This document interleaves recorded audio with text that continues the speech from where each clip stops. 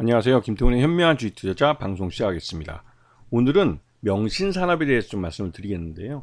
이 명신산업은 테슬라의 부품을 납품하는 업체로 더 유명합니다. 그래서 항상 테슬라가 투자를 늘리면 이 명신산업도 주가가 오르고, 테슬라가 뭐 실적이 나빠진다거나 그런 얘기가 나오면 이 명신산업도 주가가 떨어지는 그런 구조를 갖고 있습니다. 이 회사는 지금 명신산업은 그 계열사가 국내외로 많습니다. 상장되어 있는 MS 오토텍이라는 회사도 있지만 그 비상장되어 있는 해외 법인들 많죠. 이런 해외 법인을 통해서 중국과 미국의 테슬라의 그 디가 팩토리에다가 부품을 납품하고 있습니다. 이 명신산업의 가장 핵심적인 기술은 핫스태핑 기술이라고 이 공정 기술입니다. 즉, 이 자동차 부품을 만드는 데 있어서 핫스태핑 기술을 통해서 더 단단하고 더 강하고 내구성이 있고, 그러면서도 더 가벼운 그런 금속 재질의 이 부품들을 만들어낼 수 있는 기술을 갖고 있기 때문에, 이 기술 때문에 이 회사에서 납품을 받는 전기차 업체들이 많습니다. 예전부터 말씀드렸지만 전기차는 기존의 엔진을 드러내는, 내연기관의 엔진을 드러내는 대신에 아주 무거운 그 전기차 배터리를 안에 탑재를 하게 됐죠. 그러다 보면 당연히 한번 전기를 충전했을 때 얼마나 더 먼 거리를 가느냐는 이 모터의 성능도 뭐 중요하지만 이 배터리의 무게만큼을 그 감안을 해서 자동차를 더 가볍게 만들어야만 그래도 단 1km를 더 갈 수 있는 그런 자동차를 만들어낼 수 있는 겁니다. 그래서 전기차로 갈수록, 예전에는 그 내연기관일 때는 연비를 따졌지만 이 전기차 배터리에서는 이 전기 효율을 따지기 때문에 결국은 차량 경량화가 굉장히 중요한 화두가 되고 있습니다.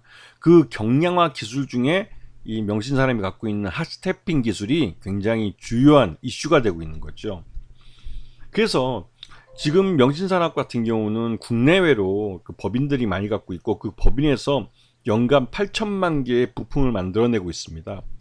그래서 경주에 있는 명신산업의 8개 라인에서 1,500만 개를 연간 생산하고 있고, 또 심원개발이라는 자회사를 통해서 21개 라인에서 5,250만 개를 만들어내고 있죠. 그리고 중국 법인에 3개 라인이 있고 미국 법인에 또 3개 라인이 있습니다. 이렇게 도합해서 연간 8천만 개의 부품을 만들어냅니다. 자, 이런 매출액이 꾸준히 늘어나는 걸 볼 수 있는데요. 그만큼 이 전기차와 차량 경량화는 뗄래야 뗄 수 없는 관계이기 때문에 이 명신산업이 갖고 있는 기술력이 돋보이게 되는 거죠. 자, 이 지난 1분기 때 명신산업의 매출 규모 구조를 보게 될 경우에는 현대차와 그 기아자동차에 대한 그 매출하고 이 글로벌 전기차인 이제 테슬라에 대한, 즉 전기차 분야에서는 테슬라에 대한 게 더 훨씬 더 많죠. 전기차를 연간 100만 대를 만들어서 판매하기 때문에 이 테슬라에 대한 이 부품 수요가 더 많습니다. 그리고 이번 1분기 실적을 보면 작년보다 이 매출 외형이 확실히 늘어난 걸 볼 수가 있어요. 그리고 영업이익도 증가하고 있고, 당기순이익도 지난해 1분기보다 확실히 늘어난 걸 눈으로 볼 수 있습니다.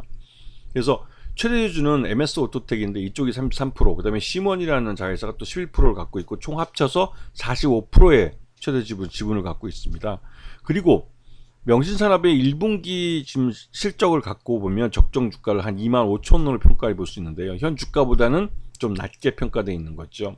이게 테슬라라는 가장 큰 고객사의 실적이 불확실하게 움직였기 때문에 그런데요.